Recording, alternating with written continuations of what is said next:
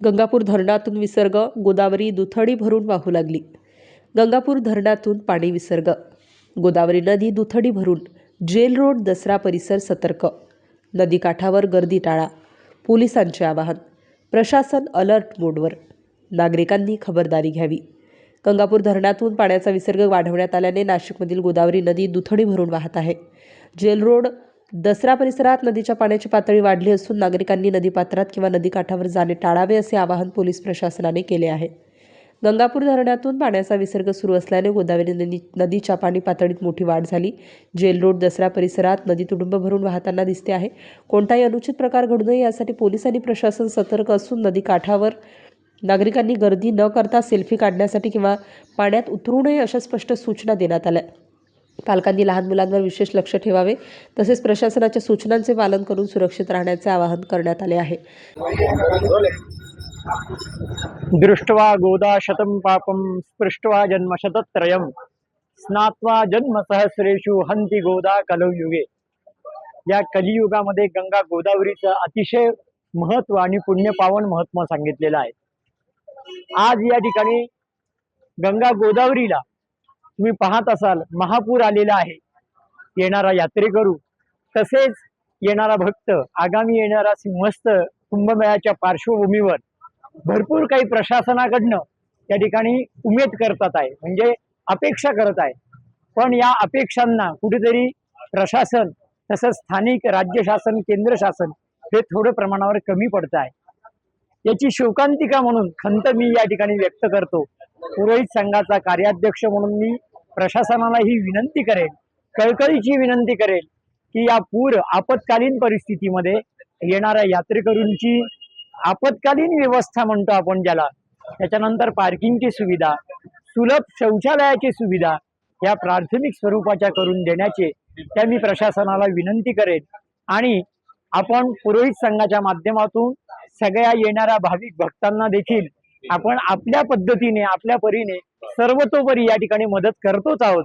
तरी कुठेतरी पुरोहित संघ थोडासा कमी पडतोय। प्रशासनाला विनंती आहे की लवकरात लवकर आपत्कालीन परिस्थितीमधील जेवढं काही आहे आपत्कालीन कक्ष त्यांना सतर्कतेचा इशारा देऊन या ठिकाणी पुरोहित संघाला आणि यात्रेकरूंना मदत करावी ही विनंती करतो। जय हिंद, जय महाराष्ट्र, जय गोदावरी। भूता माद्यां गोदांच धीमहि धर्मयान प्रचोदयात। या नाशिक तीर्थक्षेत्रावरती सिंहस्थ कुंभाच्या माध्यमातून प्रशासनाद्वारे भरपूर मोठ्या प्रमाणात कामं चालू आहेत, परंतु काही लवकरात लवकर कामं होतील असं काही शक्यता वाटत नाही। परंतु नित्याने दशक्रिये करता, अस्थिविसर्जना करता, अनेक विधींकरता भारतभरातून या तीर्थक्षेत्रावरती यात्रेकरू विधी करता येत असतात। तर इथे अगदी नित्य म्हणजे सुलभ शौचालयापासून बघितलं तर बसण्याकरता, स्त्रियांच्या कपडे बदलण्याकरता कुठल्याही प्रकारची व्यवस्था आज रामतीर्थावरती नाही। अनेक प्रकारे लोक तीर्थयात्रू शोकांतिका व्यक्त करतात का तीर्थावरती सोय नसल्याने आम्ही तीर्थक्षेत्रावरती विधी करता येऊ शकत नाही। तर या दृष्टिकोनातून प्रशासनाने पूर्तता सगळ्या गोष्टींची केली पाहिजे। तसंच पुरोहित संघाद्वारे लोकांना इथे बोलवलं जात आहे, त्याच्यानंतर व्यवस्था पूर्तता केली जाते, परंतु प्रशासनाकडनं कुठल्या प्रकारचे इथे आलेल्या यात्रेकरूंकरता काही सोय होईल अद्यापही इथे पूर्तता होत नाहीये। तर लवकरात लवकर प्रशासनाने याची व्यवस्था करावी अशी विनंती करतो। गंगा गोदावरी माता की जय। नमस्कार, मी चंद्रशेखर पंचाक्षरी, अध्यक्ष पुरोहित संघ नाशिक।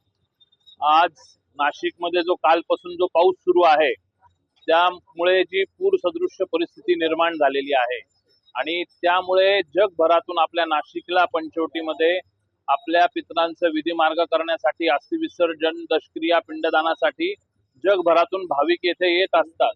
पण इथे आल्यानंतर कुठल्याही प्रकारची विधीसाठीची व्यवस्था किंवा कपडे बदलण्याची व्यवस्था इथे नाहीये।